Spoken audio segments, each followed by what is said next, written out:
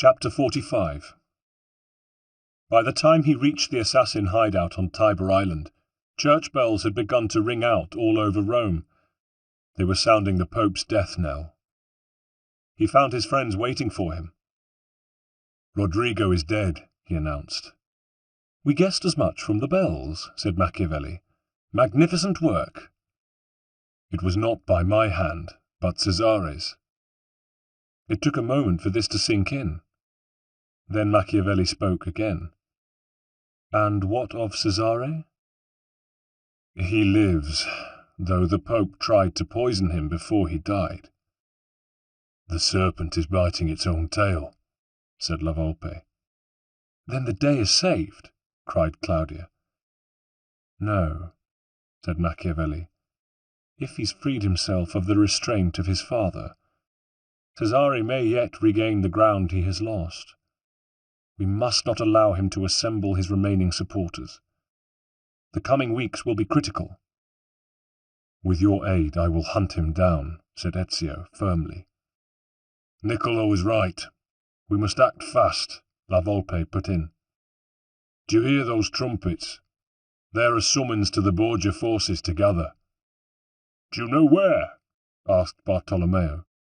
"It's likely that they'll rally their troops in the piazza in front of Cesare's palace in the Trastevere." "My men will patrol the city," said Bartolomeo, "but we'd need a full army to do it properly." Ezio carefully produced the apple from its bag. It glowed dully. "We have one," he said, "or something just as good." "Do you know how to use it?" asked Machiavelli. "I remember enough from when Leonardo experimented with it long ago in Venice," replied Ezio. He held the strange artifact aloft and, concentrating, tried to project his thoughts at it. There was no response for several minutes, and he was about to give up when, slowly at first, and then with increasing energy, the apple began to glow more and more brightly, until the light emanating from it made them cover their eyes. "Stand back!" bawled Bartolomeo as Claudia gasped in alarm, and even La Volpe started back. "No," said Machiavelli. "Science, but something out of our reach." He looked at Ezio. "If only Leonardo were here." "As long as it serves our purpose," said Ezio. "Look," said La Volpe. "It's showing us the Campanile of Santa Maria in Trastevere. That's where Cesare must be." "You were right," cried Bartolomeo. "But look at the number of troops he still has." "I'm going, now," said Ezio, as the projected scene faded and the apple became inert. "We're coming with you." "No." Ezio held up a hand. "Claudia, I want you to go back to the Rosa and Fiore and get your girls to find out all they can about Cesare's plans, then mobilize our recruits. Gilberto, get your thieves to fan out all over the city and bring word of any Templar chapters that may be reorganizing. Our enemies are fighting for their very lives. Bartolomeo, organize your men and have them ready to move at a moment's notice." He turned to Machiavelli. "Niccolo, get over to the Vatican. The College of Cardinals will be going into conclave soon to elect a new pope." "Indeed, and Cesare will certainly try to use what influence he has left to elevate a candidate favourable to him to the papal throne, or at least someone he can manipulate. But Cardinal della Rovere wields great authority now, and he is the Borgia's implacable enemy, as you know. If only— I will go and talk to the Cardinal Camerlengo. The election may be long and drawn out. We must take every advantage we can of the interregnum. Thank you, Niccolo." "How will you manage on your own, Ezio?" "I'm not on my own," said Ezio, gently replacing the apple in its bag. "I'm taking this with me." "Just as long as you know how to keep it under control," said Bartolomeo mistrustfully. "If you ask me, it's a creation straight out of Beelzebub's workshop." "In the wrong hands, perhaps, but as long as we have it." "Then don't let it out of your sight, let alone your grasp." They broke up then, each hastening away to attend to the duties Ezio had assigned them. Ezio himself crossed to the west bank of the river and sprinted the short distance to the church La Volpe had recognized in the vision accorded them by the apple. The scene had changed by the time he reached it, though he saw units of soldiers in Cesare's livery making their way out of the square in organized groups, as if under orders. These were disciplined men who understood that failure would spell their ruin. There was no sign of Cesare, but Ezio knew that he must still be sick from the effects of the poison. His rallying call to the troops must have taken it out of him. There was only one place he would think of retreating to, his fortified palazzo not far away. Ezio set off in its direction. He blended in with a group of Borgia attendants who wore Cesare's personal crest on the shoulders of their cloaks. They were too agitated to have noticed him, even if he hadn't been using the apple to render himself as good as invisible. Using the guards as cover, he slipped through the palazzo's gates, which opened quickly for them, and then just as quickly clanged shut again behind them. Ezio slipped into the shadows of the courtyard's colonnade, and glided along the perimeter of the inner walls, stopping to peer in at each unshuttered window. Then, ahead, he saw a door with 2 guards posted outside it. He looked around. The rest of the courtyard was deserted. He approached silently, releasing his hidden blade, and fell upon the guards before they knew what was happening. One he killed instantly. The other managed to get a blow in, which would have severed his left hand from his arm had it not been for the bracer. While the man recovered from his astonishment at what appeared to be witchcraft, Ezio plunged the blade into the base of his throat, and he fell like a sack to the ground. The door was unlocked, and its hinges, when Ezio warily tried them, proved well oiled, so that he could slide into the room noiselessly. It was large and gloomy. Ezio took refuge behind an arras near the door, set there to exclude draughts, and watched the men seated around a large oak table at its centre. The table was spread with papers and illuminated by candles in 2 iron candelabra. At its head sat Cesare, his personal doctor, Gaspar Torella, at his side. His face was grey, and he was sweating prodigiously as he glared at his officers. "You must hunt them down," he was saying, grasping the arms of his chair tightly in an effort to stay upright. "They are everywhere and nowhere at once," declared one helplessly. "I don't care how you do it, just do it." "We cannot, Signore, not without your guidance. The assassins have regrouped. With the French gone or in disarray, our own forces are scarcely able to match them. They have spies everywhere, and our own network is no longer able to root them out. Ezio Auditore has turned vast numbers of the citizenry to his cause.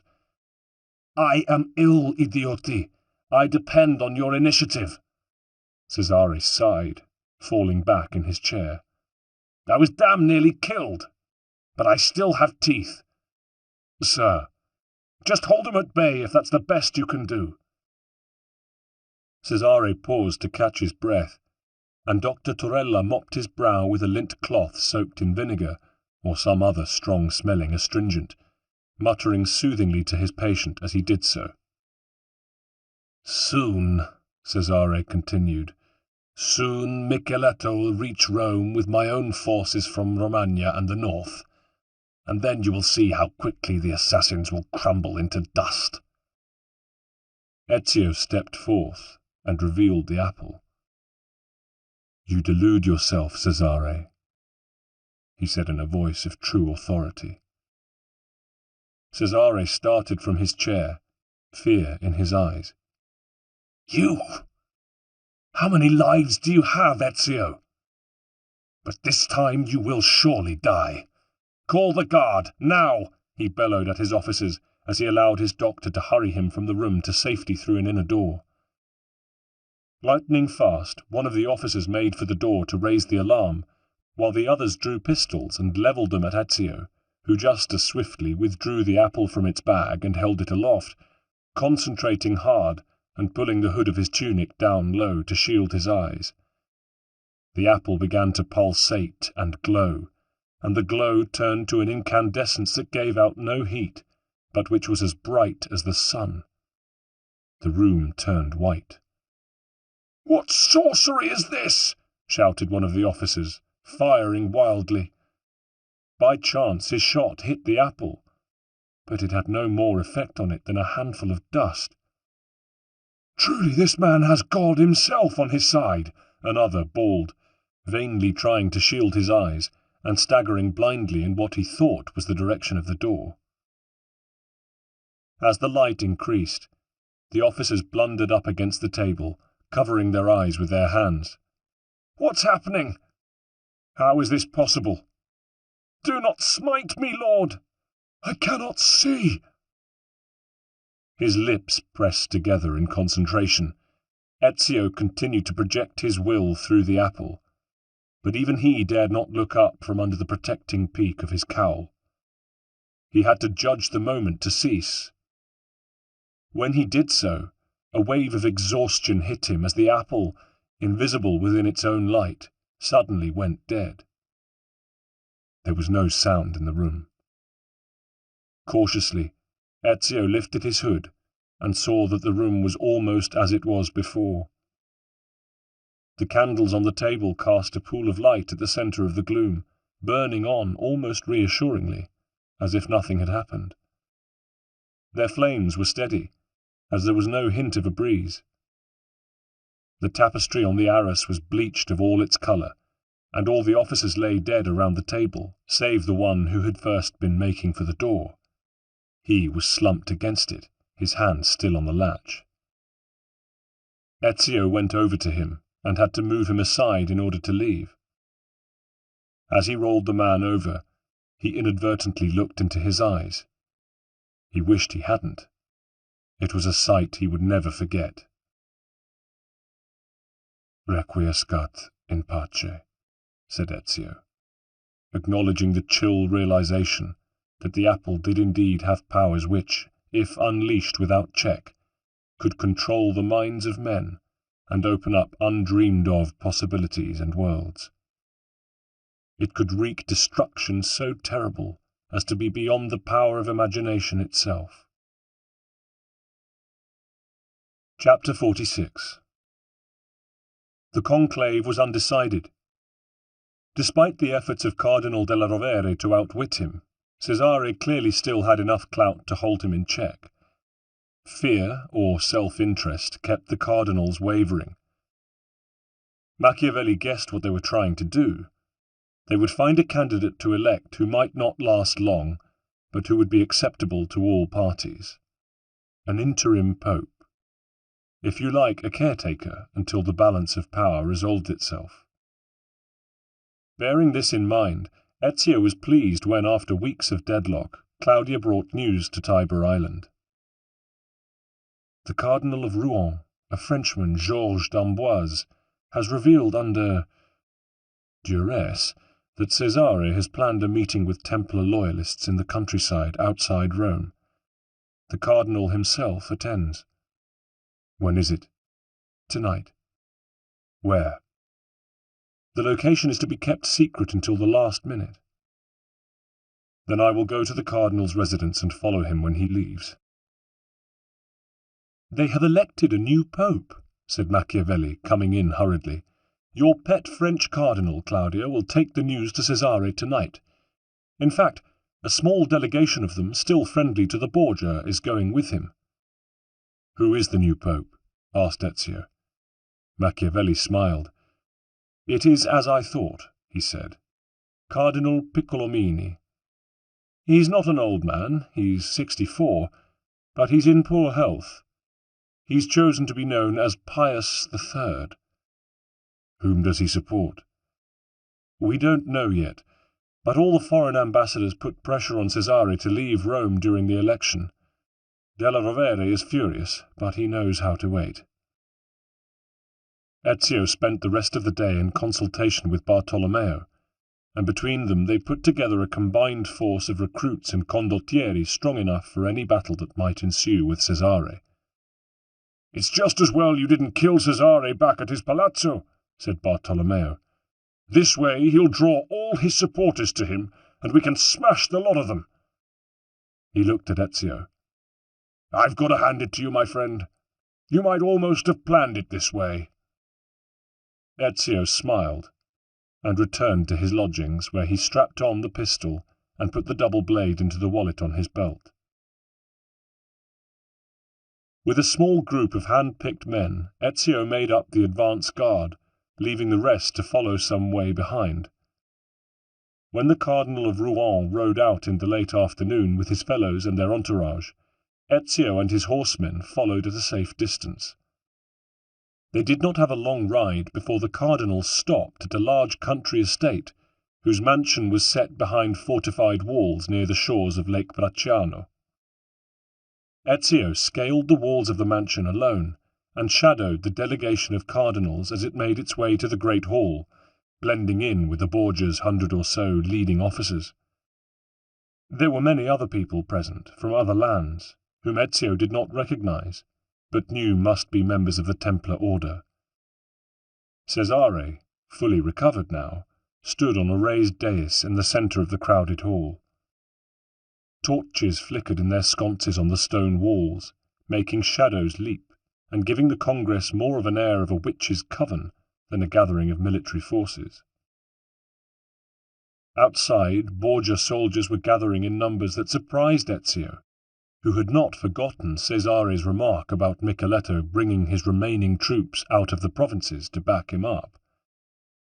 He was worried that even with Bartolomeo's men and his own recruits, who had drawn up a couple of 100 yards from the mansion, they might find their match in this assembly. But it was too late now. Ezio watched as a pathway was made between the serried ranks in the hall to allow the cardinals to approach the dais. "Join me, and I will take back Rome for us," Cesare declaimed as the Cardinal of Rouen made his appearance with his fellow prelates. Seeing them, Cesare broke off. "What news of the conclave?" he demanded. The Cardinal of Rouen hesitated. "Good news and bad," he said. "Spit it out." "We have elected Piccolomini." Cesare considered this. "Well, at least it isn't that fisherman's son della Rovere." He turned on the Cardinal. "But it's still not the man I wanted. I wanted a puppet. Piccolomini may have one foot in the grave, but he can still do me a lot of damage. I paid for your appointment. Is this how you thank me?" "Della Rovere is a powerful foe." The Cardinal hesitated again. "And Rome is not what it once was. Borgia money has become tainted." Cesare looked at him coldly. "You will regret this decision," he said frostily. The Cardinal bowed his head and turned to go, but as he did so, he spotted Ezio, who had made his way forward in order to see more clearly. "It's the assassin!" he yelled. "His sister put me to the question. That's how he got here. Run! He'll kill us all!" The cardinals took to their heels as one amidst a general panic. Ezio followed them and, once outside, fired his pistol. The sound carried to his advance guard posted just outside the walls, and they in turn fired muskets as a signal to Bartolomeo to attack.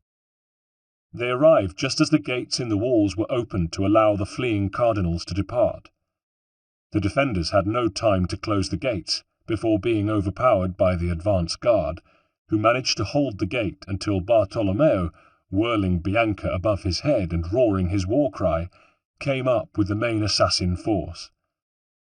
Ezio fired his second shot into the belly of a Borgia guard, who came screaming up, flailing an evil-looking mace, but he had no time to reload.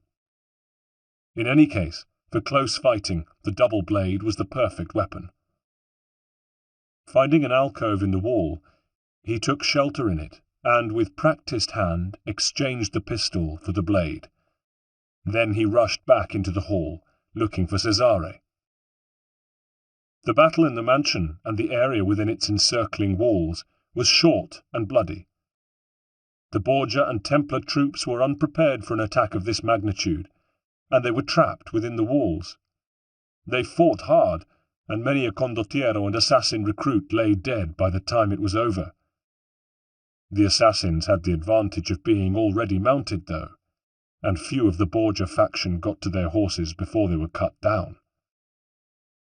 It was late by the time the dust had settled. Ezio, bleeding from a flesh wound in his chest, had laid about him so furiously with a double blade that it had sliced through his own glove and cut his hand deeply. Around him lay a host of bodies, half, perhaps, of the assembly, those who had not been able to flee and ride off north into the night. Cesare was not among them, though. He, too, had fled. Chapter 47. Much occurred in the weeks that followed. The assassins sought Cesare frantically, but in vain. He did not return to Rome, and indeed Rome seemed purged of all Borgia and Templar influence, though Ezio and his companions remained on the alert, knowing that as long as the enemy lived, there was danger. They suspected there were still pockets of die-hard loyalists just waiting for a signal. Pius III proved to be a bookish and deeply religious man. Sadly, though, after a reign of only 26 days, his already frail health succumbed to the additional pressures and responsibilities the papacy placed on it, and in October he died. He had not, as Ezio had feared, been a puppet of the Borgia. Rather, during the short span of his supremacy, he set in motion reforms within the College of Cardinals that swept away all the corruption and sensuality fomented by his predecessor. There would be no more selling of cardinalates for money, and no more accepting of payments in order to let well-off murderers escape the gallows. Alexander VI's pragmatic doctrine of let them live in order to repent no longer held currency. Most importantly, however, he had issued a warrant throughout the Papal States for the arrest of Cesare Borgia.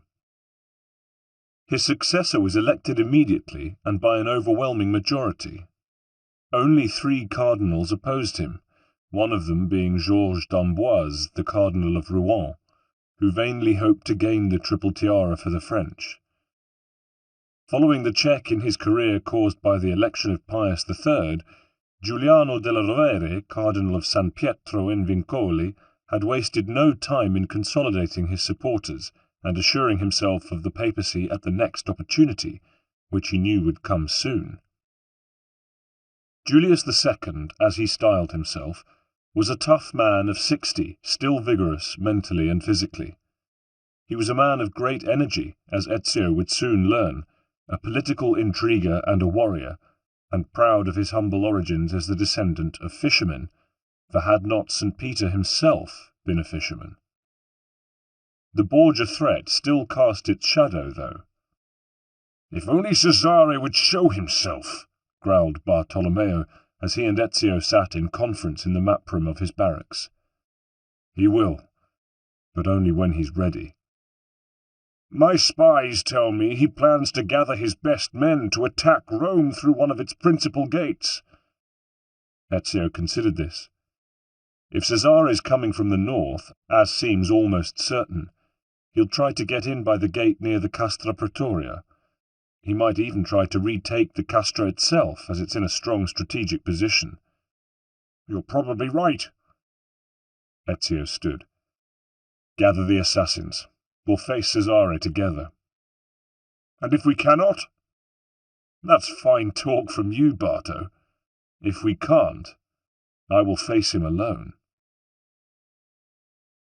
They parted company, arranging to meet in Rome later in the day. If there were going to be an attack, the Holy City would be ready for it.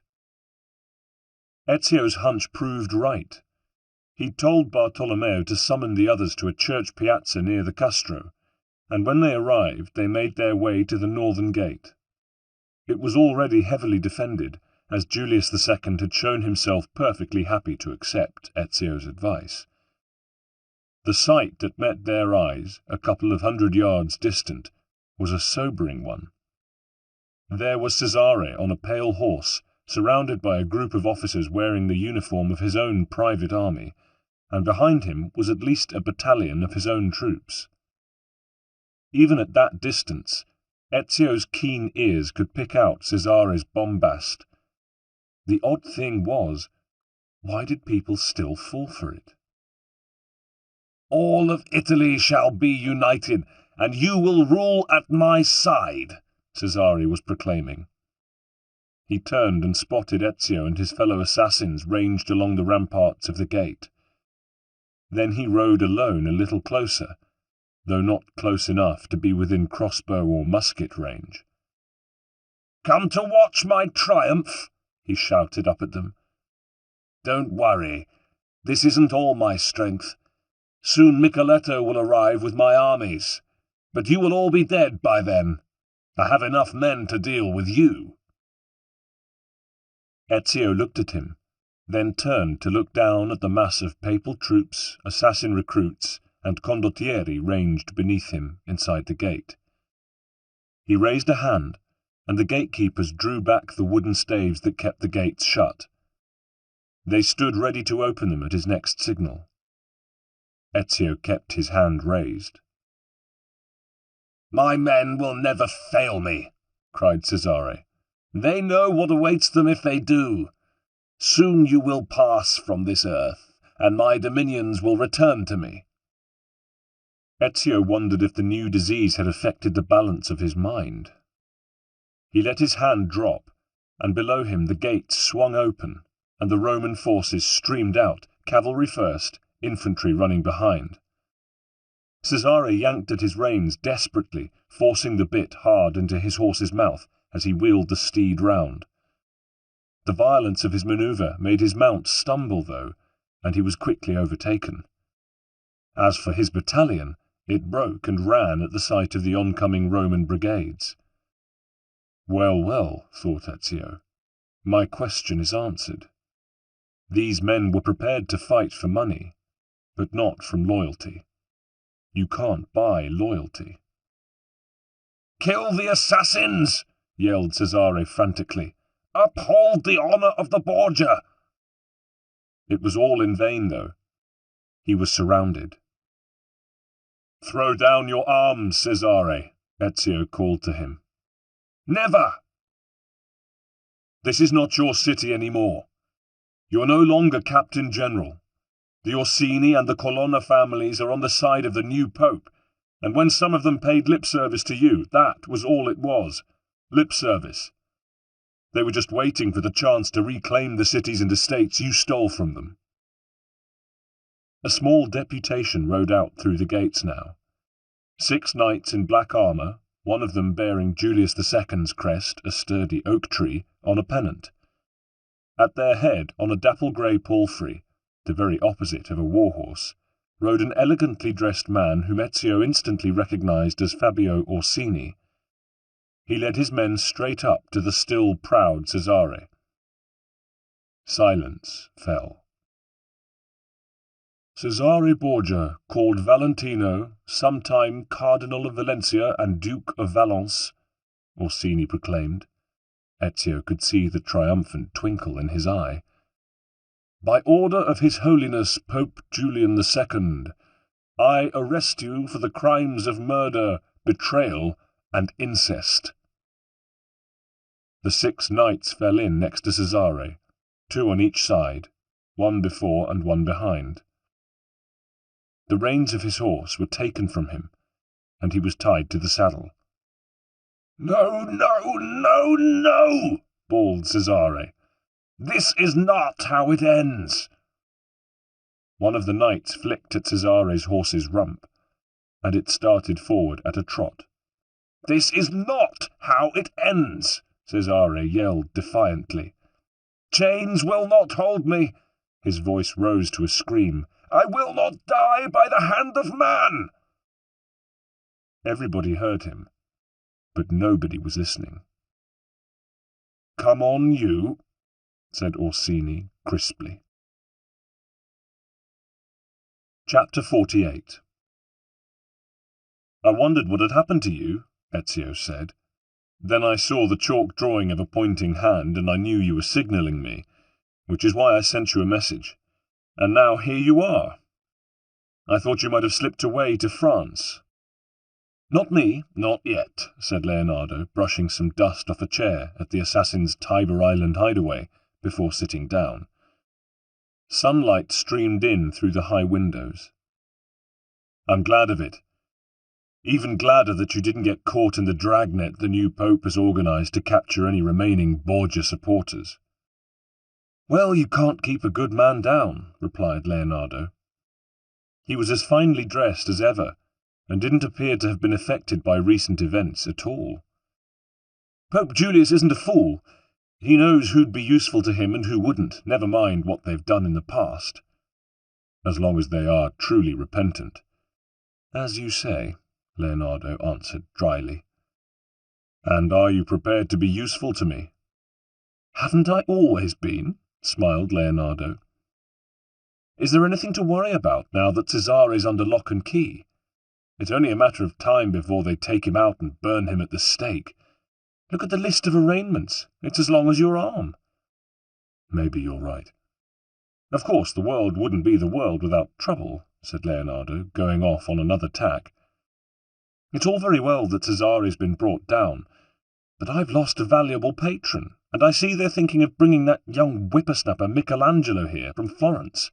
I ask you, all he can do is knock out sculptures." "He's a pretty good architect, too, from what I hear. And not a bad painter, either." Leonardo gave him a black look. "You know that pointing finger I drew? One day soon, I hope, it's going to be at the centre of a portrait of a man, John the Baptist, pointing towards heaven. Now that will be a painting."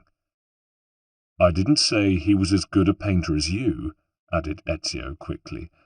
"And as for being an inventor, he should stick to what he knows best, if you ask me." "Leo, are you jealous?" "Me? Never." It was time to bring Leonardo back to the problem that was bothering Ezio, and the reason he'd responded to Leonardo's message that he was seeking him out. He just hoped he could trust him, though he knew Leonardo well enough to understand what made him tick. "Your former employer," he began. "Cesare?" "Yes. I didn't like the way he said, 'chains will not hold me.'" "Come on, Ezio. He's in the deepest dungeon of the Castel Sant'Angelo. How the mighty have fallen, eh?" "He still has friends." "A few misguided creatures may still think he has a future, but since Micheletto and his armies don't seem to have materialized, I can't see that there's any real danger. Even if Micheletto failed to keep the remains of Cesare's forces together, which seems likely, since none of our spies in the countryside have reported any troop movements. Look, Ezio, when news reached them of Della Rovere's elevation to the papacy, and of Cesare's arrest, the old Borgia army will have scattered like ants from a nest when you pour boiling water into it. I won't rest easy until I know Cesare is dead." "Well, there is a way to find out." Ezio looked at Leonardo. "Do you mean the apple?" "Where is it?" "Here." "Then get it. Let's consult it." Ezio hesitated. "No, it's too powerful. I must hide it from mankind forever." "What? A valuable thing like that?" Leonardo shook his head. "You said yourself many years ago that it should never be allowed to fall into the wrong hands." "Then all we have to do is keep it out of the wrong hands." "There is no guarantee that we can always do that." Leonardo looked serious. "Look, Ezio, if you ever decide to bury it somewhere, promise me one thing." "Yes?" "Well, two things. First, hang on to it for as long as you need it. You should have everything on your side if your goal is to eradicate the Borgia and the Templars forever. But when you are done and you do hide it from the world, then think of it as a seed to be planted. Leave some kind of clue as to its whereabouts for such as may be able to find it. Future generations, perhaps future assassins, may have need of the apple's power one day, to use on the side of good. And if it fell into the hands of another Cesare? Back on Cesare, I see. Listen, why not put yourself out of your misery and see if the apple can offer you any guidance? Ezio wrestled with himself for a few moments longer, then said, All right, I agree. He disappeared for a moment and then returned, holding a square lead-covered box with a massive lock. From within his tunic he took a key tied to a silver chain around his neck and opened the box. There, on a bed of green velvet, lay the apple. It looked drab and grey, as it always did when inert, the size of a small melon and with a curiously soft and pliant texture, much like human skin. Ask it, urged Leonardo, his eyes keen as he saw the apple again. Ezio knew his friend was fighting down a desire to grab the thing and run, and he understood how great the temptation was for the polymath, whose thirst for knowledge at times threatened to overwhelm him and never let him rest.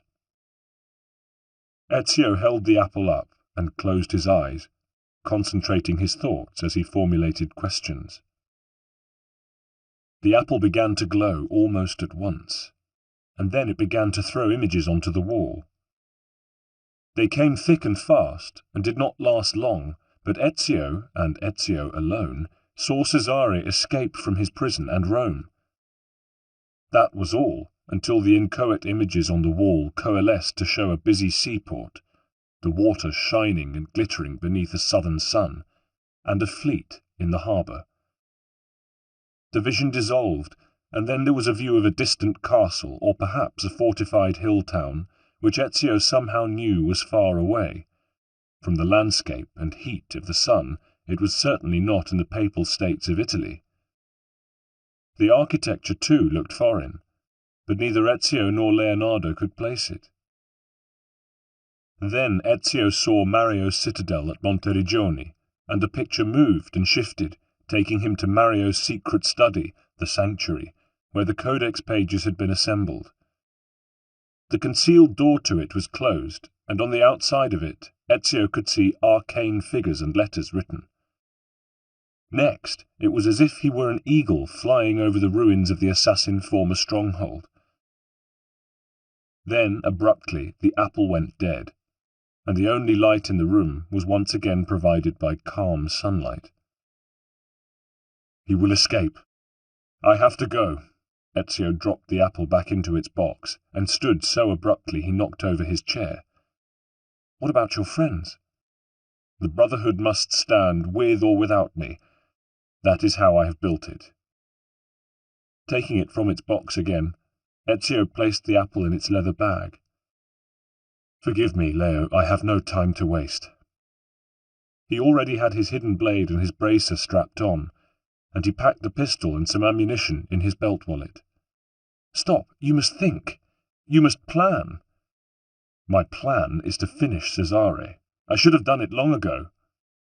Leonardo spread his hands. I see that I cannot stop you, but I have no plans to leave Rome, and you know where my studio is. I have a gift for you, said Ezio. There was a small strongbox on the table between them. Ezio laid a hand on it. Here. Leonardo rose. If this is goodbye, then keep your money. I do not want it. Ezio smiled. Of course it isn't goodbye, and of course you want it. You need it for your work. Take it. Think of me as your patron, if you like, until you find a better one. The two men hugged each other. We shall see each other again, said Ezio. You have my word. Buona fortuna, my oldest friend. What the apple had predicted could not be amended, for the apple showed the future as it would be, and no man or woman could alter that, any more than he or she could change the past. As Ezio approached the Castel Sant'Angelo, he could see papal guards, the new ones who wore the livery of Julius II, running out of the ancient fortress and dispersing in organised bands across the river and down the surrounding streets. Bells and trumpets rang out a warning. Ezio knew what had happened, even before a breathless captain he stopped told him. "Cesare's escaped!" "When?" "The guards were being changed, about half an hour ago." Half an hour? Exactly the time the apple had shown it happening. "Do you know how?" "Unless he can walk through walls, we have no idea. But it looks as if he had friends on the inside." "Who? Lucrezia?" "No, she hasn't stirred from her apartment since all this happened. The Pope has had her under house arrest since he took power. We've arrested 2 guards who used to work for the Borgia. One's a former blacksmith, and he might have been able to jemmy the lock, though there's no sign of damage to the cell door, so they probably just used the key. If they're guilty." "Is Lucrezia giving us any trouble?" "Strangely not. She seems resigned to her fate." "Don't trust her. Whatever you do, don't be lulled into a sense of false security by her manner. When she's quiet, she's at her most dangerous." "She's being guarded by Swiss mercenaries. They're hard as rocks." "Good." Ezio thought carefully. If Cesare had any friends left in Rome, and evidently he had, they'd get him out of the city as fast as they could.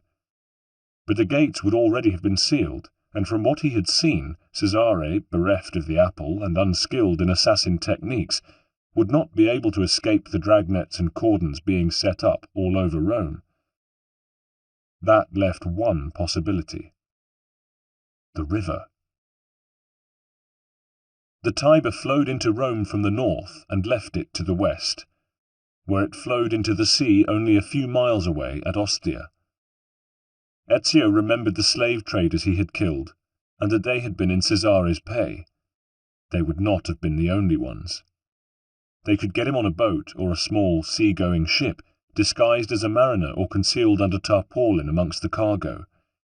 It wouldn't take long for a ship under sail or oars going with the current to reach the Tyrrhenian Sea, and from there, well, that depended on what Cesare's plans were. The thing was to catch him before he could put them into effect. Ezio made his way by the quickest route down to the mid-town docks, which were closest to the Castel. The quays were chock-a-block with boats and ships of all shapes and sizes. It would be like looking for a needle in a haystack. Half an hour. He'd barely have had time to cast off yet, and the tide was only just rising. Finding a quiet spot, Ezio crouched down and without hesitation this time took the apple out of its pouch. There was nowhere here for it to project its images, but he felt that if he trusted it, it would find another way of communicating with him. He held it as close to him as he dared, and closed his eyes, willing it to respond to his question. It did not glow, but he could feel it grow warm through his gloves, and it began to pulse. As it did, strange sounds came from it. Or were they sounds within his head? He wasn't sure. A woman's voice, oddly familiar though he could not place it, and seemingly quite distant, said softly but clearly, "The small caravel with red sails at Pier 6. Ezio ran down to the quay. It took him a little time pushing his way through a throng of busy, cursing mariners to locate Pier 6, and when he did so, the boat that answered the apple's description was just casting off. It, too, seemed familiar. Its decks were stacked with several sacks and boxes of cargo, boxes large enough to conceal a man, and on deck Ezio recognized with a shock the seaman he had left for dead after his abortive rescue of Madonna Solari. The man was limping badly as he approached one of the boxes, and with a mate shifted its position.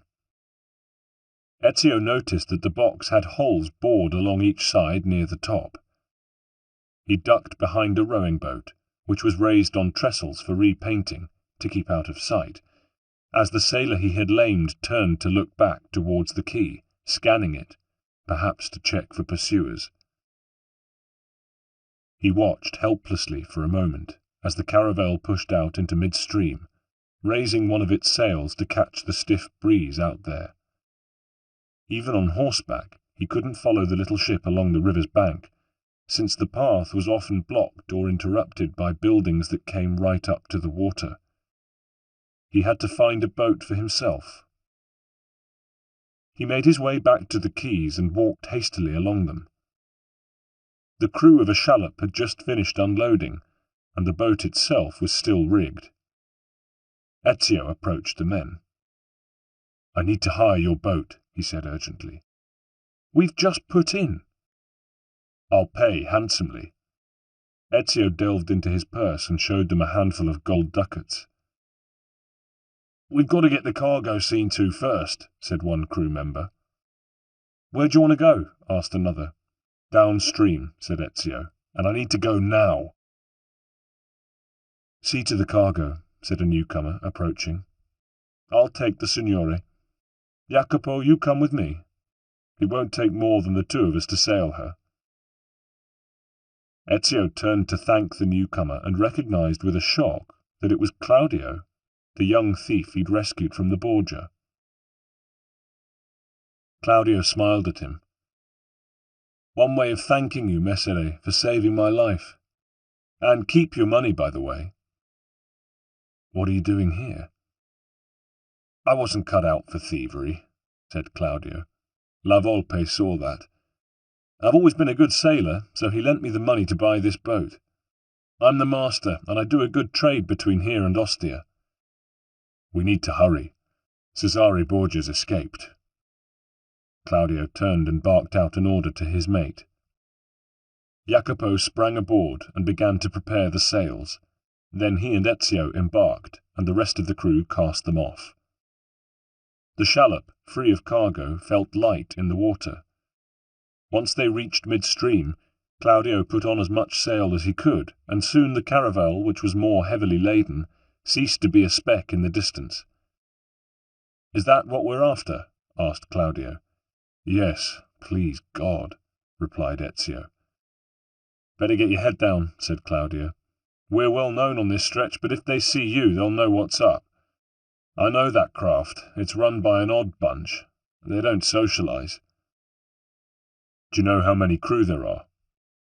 "5, usually, maybe fewer. But don't worry, I haven't forgotten what La Volpe taught me. It still comes in handy sometimes, and Jacopo here knows how to use a blackjack." Ezio sank beneath the low gunwale, raising his head from time to time just to check the closing distance between them and their objective. The caravel was a faster vessel than the shallop, though, despite its heavier load, and Ostia was in sight before Claudio could draw alongside. Nevertheless, he boldly hailed the caravel. "You look pretty heavily laden," he called.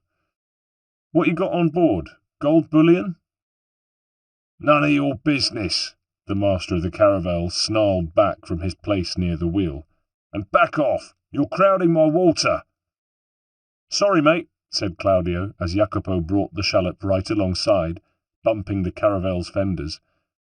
Then he cried to Ezio, "Now!" Ezio leapt from his hiding place across the narrow gap dividing the two ships.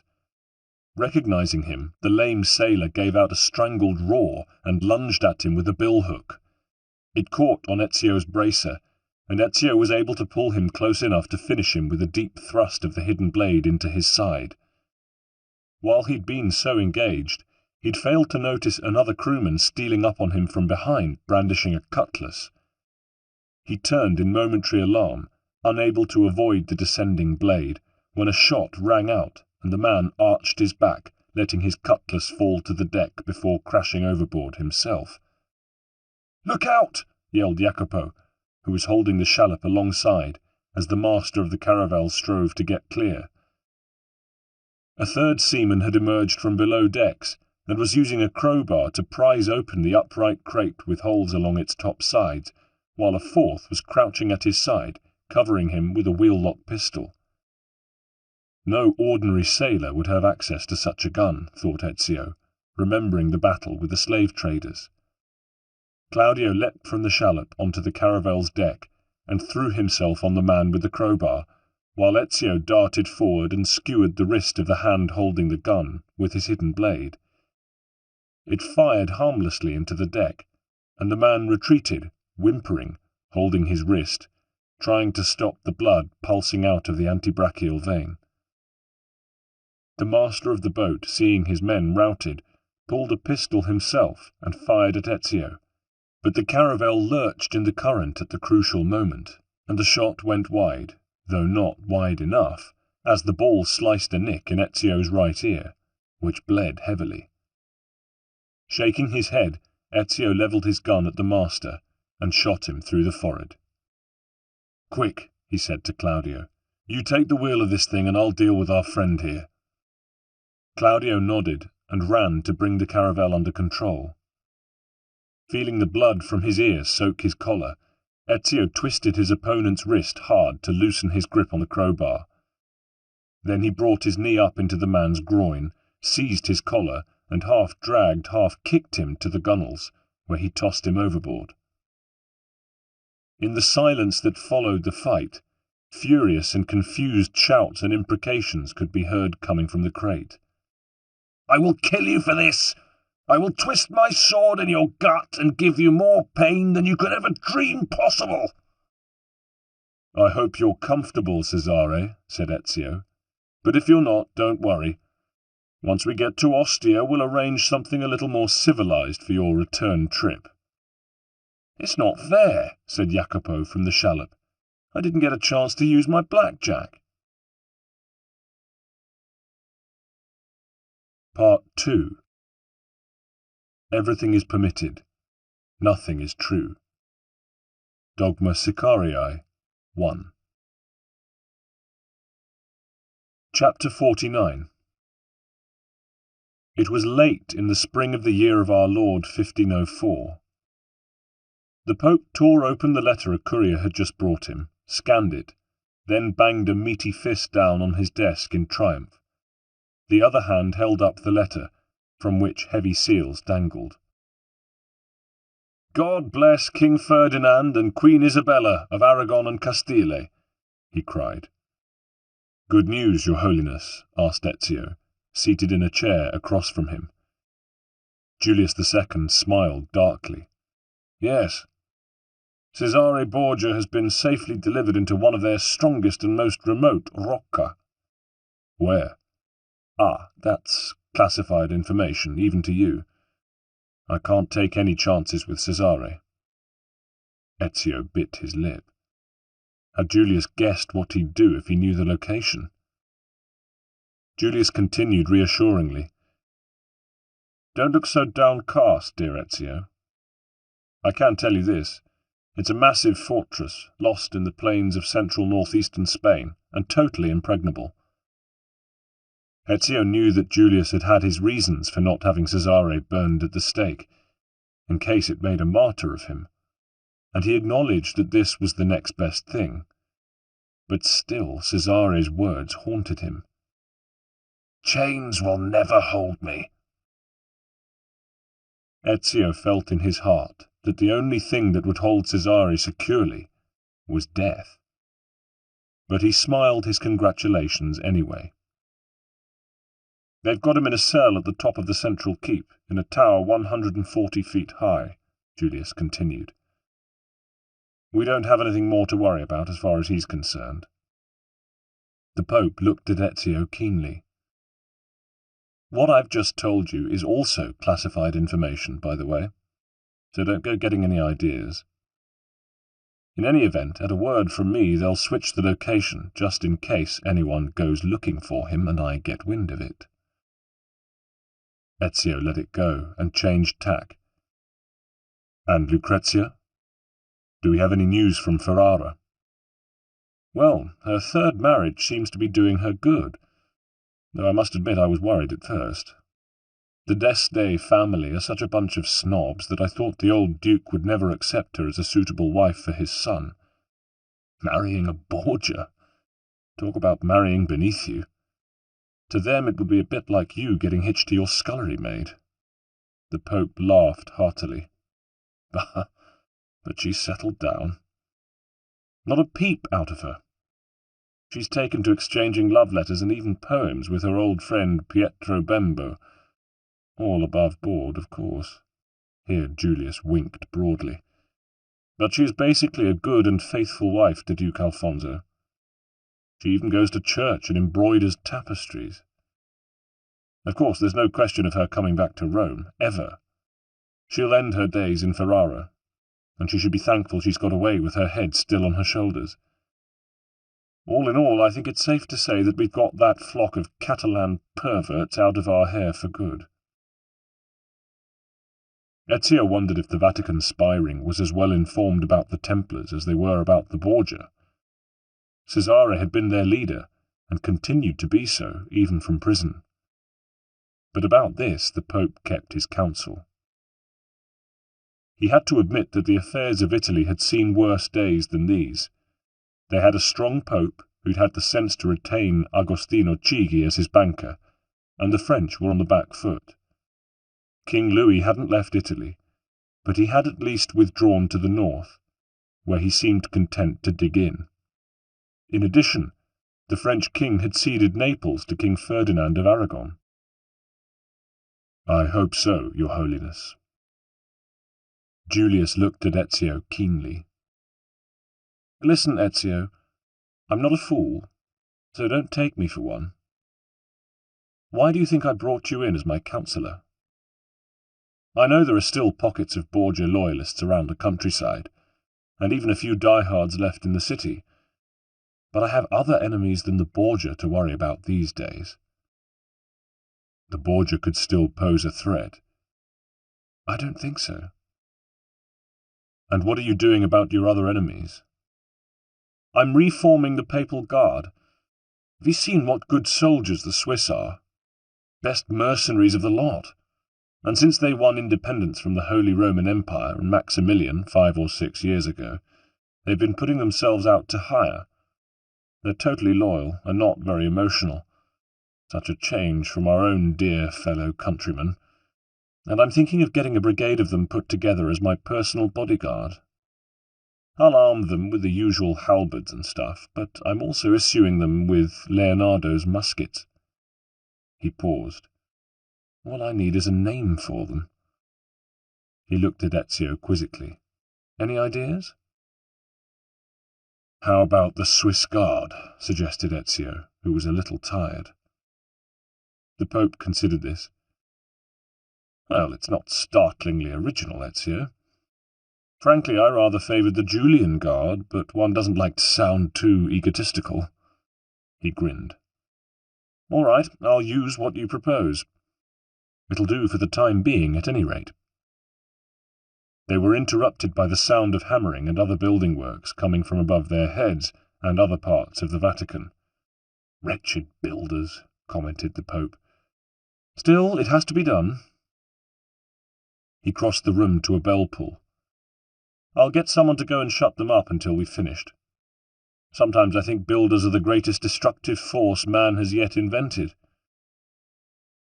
An attendant arrived at once, and the Pope gave him his orders. Minutes later, amid muffled swearing, tools were downed noisily. "What are you having done?" asked Ezio, knowing that architecture vied with warfare as the Pope's two greatest passions. "I'm having all the Borgia apartments and offices boarded up," replied Julius. "Far too sumptuous, more worthy of a Nero than the leader of the church. And I'm raising all their buildings on the roof of the Castel Sant'Angelo. I'll turn it into one big garden. I might even stick a little summer house up there." "Good idea," said Ezio, smiling to himself. The summer house would doubtless be a real pleasure dome, fit, if not for a king, at least for trysts with one or other of the Pope's mistresses, female or male. The Pope's private life didn't concern Ezio. What mattered was that he was a good man and a staunch ally, and compared with Rodrigo, his corruptions were about as significant as a child's tantrums. Furthermore, he'd steadily continued the moral reforms of his predecessor, Pius III. "I'm having the Sistine Chapel done up as well," continued the Pope. "It's so dull. So I've commissioned that bright young artist from Florence, Michelangelo what's-his-name, to paint some frescoes on the ceiling. Lots of religious scenes, you know the kind of thing. I thought of asking Leonardo, but his head's so full of ideas that he scarcely ever finishes a big painting. It's a pity. I rather liked that portrait he did of Francesco del Giacondo's wife. Julius interrupted himself and looked at Ezio. But you didn't come here to talk about my interest in modern art. No. Are you sure you're not taking the threat of a Borgia revival too seriously? I think we should take it seriously. Look, my army has regained most of the Romagna for the Vatican. There's no army left for the Borgia to fight with. Cesare is still alive, with him as a figurehead. I hope you're not questioning my judgment, Ezio. You know my reasons for sparing his life. In any case, where he is now, he's as good as buried alive. Micheletto is still at large. Pah! Without Cesare, Micheletto is nothing. Micheletto knows Spain well. He's nothing, I tell you. He knows Spain. He was born in Valencia. He's the bastard nephew of Rodrigo. The Pope, who, despite his years, was a large and vigorous man still in the prime of his life, had been pacing the room during this last exchange. Now he returned to the desk, placed his large hands on it, and leant threateningly over Ezio. His manner was convincing. "You are letting your worst fears run away with you," he said. "We don't even know whether Micheletto is still alive or not." "I think we should find out once and for all." The Pope pondered Ezio's point and relaxed slightly, sitting down again. He tapped the heavy signet ring on his left hand with the index finger of his right. "What do you want to do?" he asked heavily. "Don't expect any resources from me. The budget's overstretched as it is. The first thing is to locate and destroy any last diehards in the city of Rome itself. We may find someone who knows something about Micheletto, his whereabouts or his fate. Then, if he's still alive, you'll destroy him. Yes. Unless he turns out to be more useful to me alive, Ezio thought. Julius sat back. I'm impressed by your determination, Ezio. It almost frightens me. And I'm glad I'm not an enemy of the assassins myself. Ezio looked up sharply. You know about the Brotherhood? The Pope made a tent of his fingers. I always needed to know who the enemies of my enemy were. But your secret is safe with me. As I told you, I am not a fool.